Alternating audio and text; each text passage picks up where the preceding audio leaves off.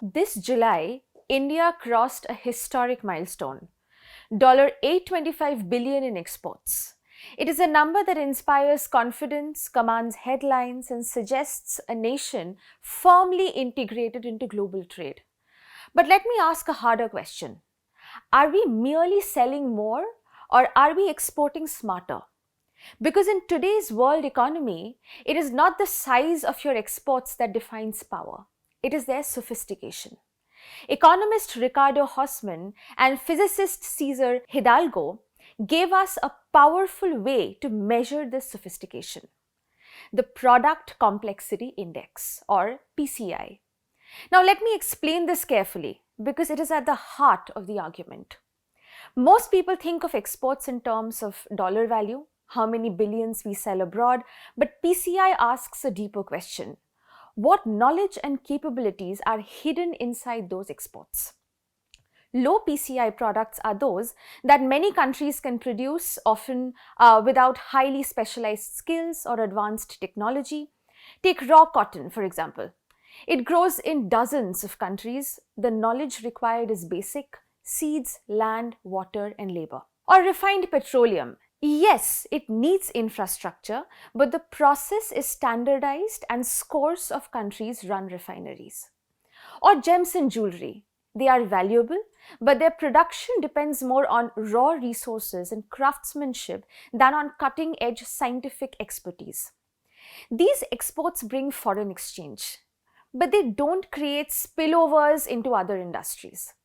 Exporting cotton doesn't really help you build a biotech sector.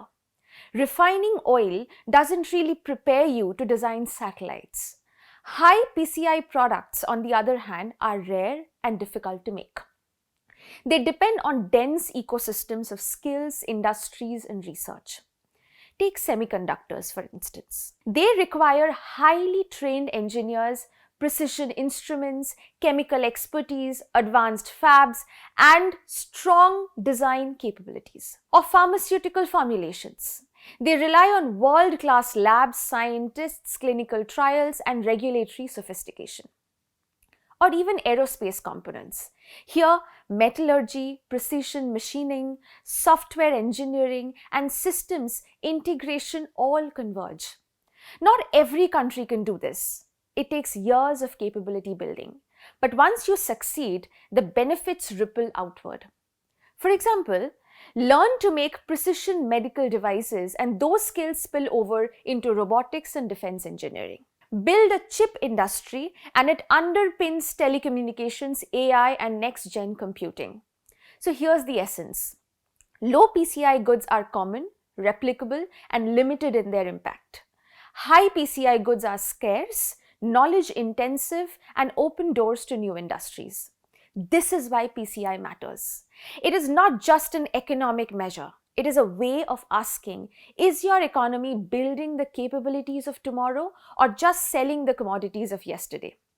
And the evidence from around the world is clear. South Korea in the 1970s exported wigs and textiles.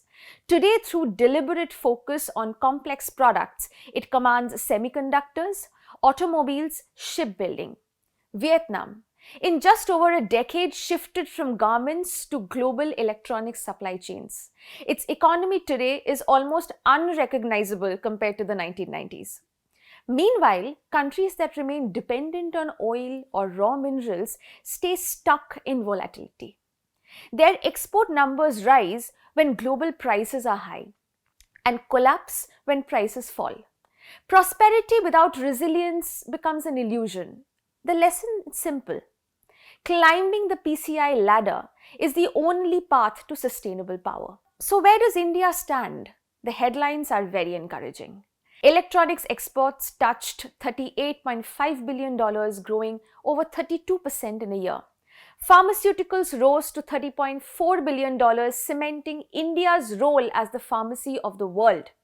Mobile phone production has skyrocketed from 18,900 crore in 2014-15 to over rupees 4.2 lakh crore in 2023-24. Today, 99% of phones sold in India are manufactured here. These are bright spots and they matter. But peel back the layers and a duality emerges. India's top export earners are still refined petroleum, gems, textiles, products that rank low on PCI. This is India's paradox.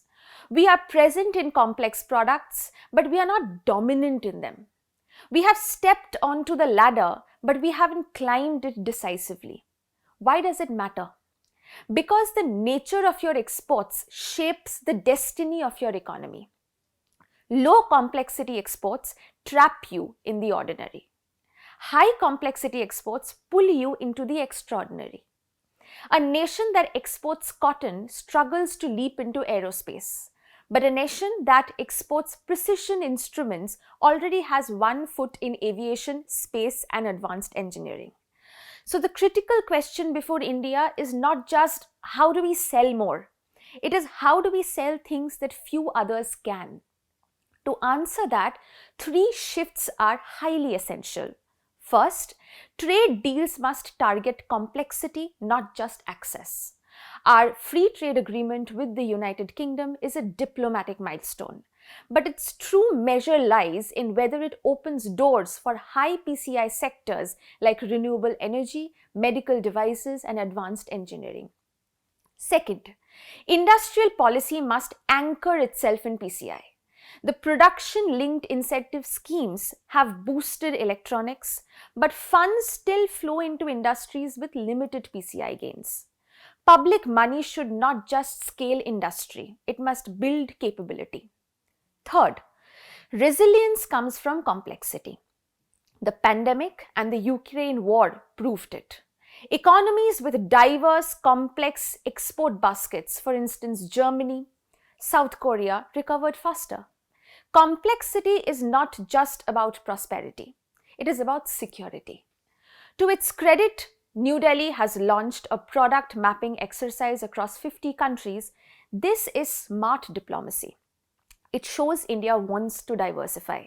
But diversification alone is not enough. If our embassies identify markets for gems in the Gulf or cotton in Africa, and we double down there, we may broaden markets, but we will not really deepen capabilities. The sharper question is, which opportunities move India up the complexity ladder? Which creates spillovers into biotech, renewables, advanced engineering? Diversification without complexity is a mirage. It looks expansive, but it builds no foundations. The WTO once encouraged nations to look beyond gross exports and measure value added. The Product Complexity Index goes a step further. It asks, do your exports embody knowledge that few others can replicate? For India, the path is clear. We cannot really abandon cotton, gems, or petroleum, but we must refuse to accept them as our ceiling. Complexity is not jargon, it is a strategy. It is how nations rise, how they endure, and how they lead. So as we celebrate record export numbers, let us also ask, are we building an economy of scale or an economy of sophistication? Because in today's world, what you export matters just as much, perhaps even more than how much.